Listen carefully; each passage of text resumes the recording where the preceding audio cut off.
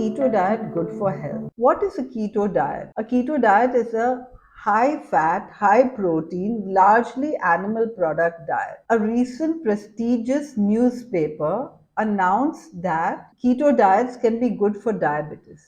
What happens in diabetes? When we go to the doctor tells us cut down carbohydrates, cut down sugars.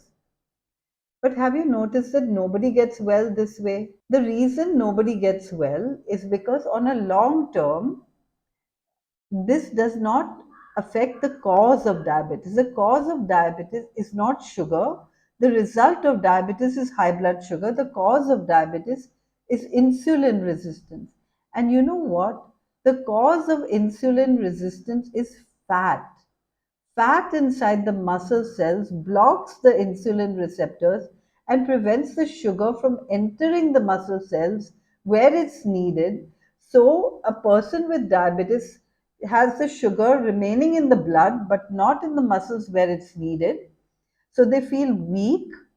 The body tries to throw out the sugar, so they have more thirst and more urination just to throw out the sugar, and yet the sugar levels remain high. Now, obviously, if you eat a keto diet, the sugar levels will not be high because you're not consuming sugar. However, on the long term, the fat will accumulate in the muscle cells and cause insulin resistance to rise, which is why keto diets work temporarily but do not work long term to reduce diabetes.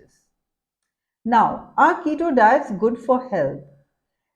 We actually need a lot of fiber. When we consume high fat and high sugar or anything, if we have fiber, the fiber holds on to the fat and sugar and doesn't allow it to go straight into the bloodstream, and therefore you won't get a spike in the blood sugar. If we have keto diets, then the blood actually becomes thicker because the fat enters the bloodstream quickly.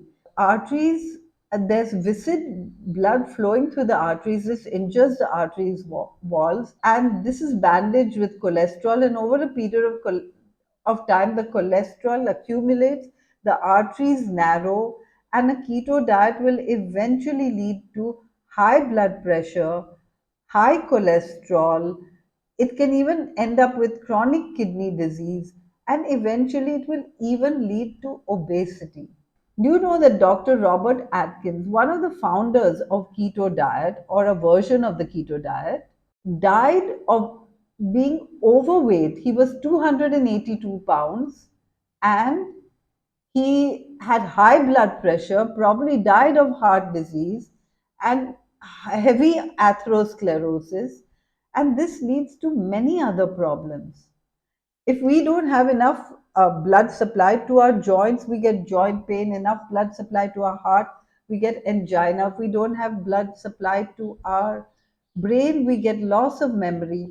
All of these things are interconnected, and we can prevent all this with a whole food plant based diet. But keto diet is questionable. It works in the short term but not in the long term. Be careful.